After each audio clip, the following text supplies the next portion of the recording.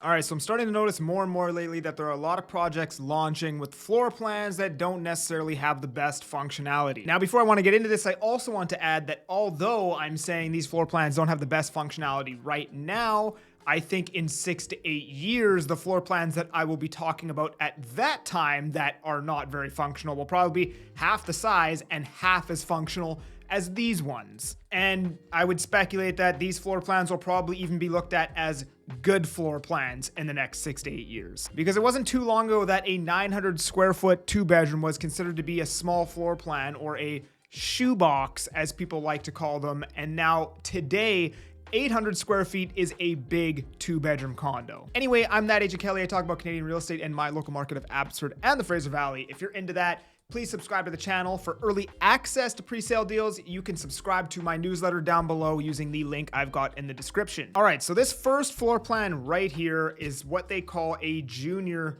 2-bedroom. This is about 633 square feet. Very popular floor plan right now. And from an investing standpoint, it is a very good floor plan. Let me just actually full screen this. So here are the things I like about this floor plan, and here are the things I don't like about this floor plan. So number one, you will get a higher rent for this floor plan than you will a 1-bed and den. You will almost get the same amount of rent as an actual true 2-bed, 2-bath, but you'll pay substantially less for this. Now, this is what I don't like about the junior 2-bed, and what you need to look out for is that number one, it is not actually a 2-bedroom unit. So legally, to be classified as a 2-bedroom unit, you need a window and a closet. And you will notice that this one over here has a closet. It actually has a window, but the window isn't an exterior window. So it's not looking outside, it's just looking into the unit. And I see them doing this more and more now. It's actually pretty creative. You just get some blinds here to obviously make the unit more private, but that window does let light into the unit during the day. And it's actually pretty creative and maximizing the use of the space. However, this is not a second bedroom legally. Therefore, when you go to resell this unit 5-6 years from now, you will have to market it as a 1-bed and den. However, you can say that it is a 1-bed and den, but the den is big enough for a queen size bed. And then people would know that, hey, this is a junior 2-bedroom, but you cannot market it as a 2-bed, 1-bath. It'll be a 1-bed and den, 1-bath. Now, specifically this unit, what I don't like about this one specifically is the layout of the kitchen here. I find that when the kitchen is just a straight line like this, there isn't a whole lot of counter space, right? You've got the fridge, you've got the stove, and then realistically you just have like these 3 little spots that you can use as counter space, and it's just not very much counter space. It's not very functional.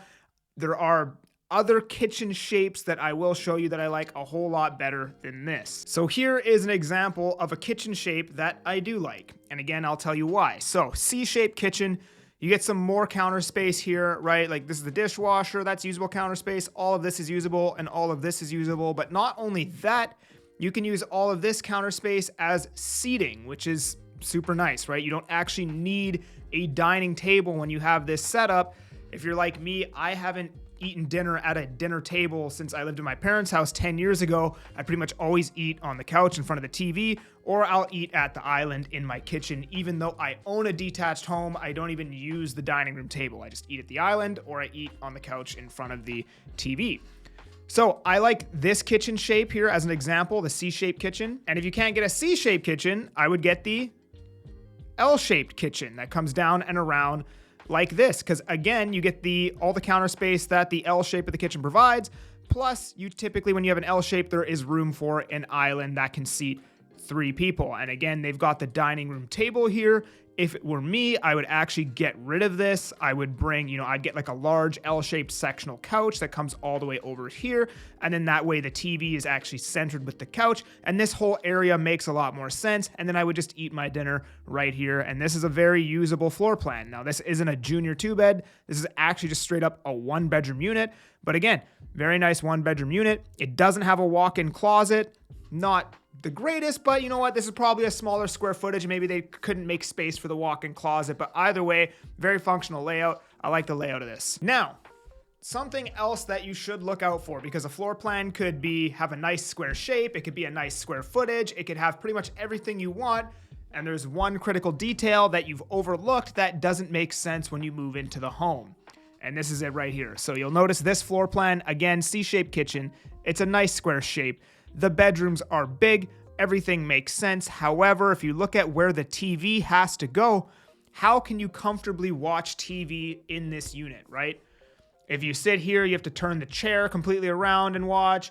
If you're sitting on the couch over here, you're going to kind of be angled to the side and watching TV. You know, I think like almost what makes the most sense is maybe doing a wall hung TV in this corner over here would make the most sense. But again, is that ideal? Not really, right? Like you'd want to see, you know, the TV on this wall and then maybe the balcony coming out here. That would make a lot more sense. That way this space is, you know, completely usable. It's comfortable to sit here, look directly at the TV. So these are like these small little details that people overlook. They think it's like, you know, even myself, like it's sometimes like I come in, I look at the floor, I'm like, okay, the kitchen makes sense. I like the square shape. The bedroom is big. This works. The counter space is nice. The bathroom is big. And then you're like, hold on, but where does the TV go? Because realistically, if you live in this home, you're going to spend 90% of your time sitting right here. So this area should also be very, very comfortable and make 10 out of 10 sense if you're going to spend most of your time sitting right here. And the way that this unit's set up, although it is a pretty good unit overall, the TV doesn't exactly make sense where it's at, in my opinion, right? And I'd probably hang it in the corner maybe, but hard to say because is there even going to be enough space for that TV in the corner? I don't know. Is it going to sit in front of the door? I don't know how tall this unit is, right? The door might open right against the TV, so maybe it has to go here. All things to think about. So these are just some small things to consider when you're buying a unit. Right now, the junior 2-bed is a very hot floor plan, and it actually is my favorite floor plan for investors. However, it is something to know that may affect your, I guess, reasoning behind buying a unit if you know that when I go to sell this in 5-6 years, it has to be marketed as a 1-bed and den. You cannot market it as a 2-bedroom. Next, when you're buying the unit, functionality is super, super important when it comes to the resale of the unit, because now when you're selling it, people will actually be able to walk into the home and envision themselves living there. And if the TV's in a weird spot, it is going to be very hard to sell that home to somebody who actually intends to live in it. Now, if you're thinking about buying a pre-sale, pre-construction unit, this is what I do. This is my specialty. I sell a lot of these every year. You can reach out to me for early access to the upcoming projects. Sign up using the link below. Join the Equity Club. If you enjoyed this, subscribe, like the video. I'm that Agent Kelly. I'm making moves to move you. Peace.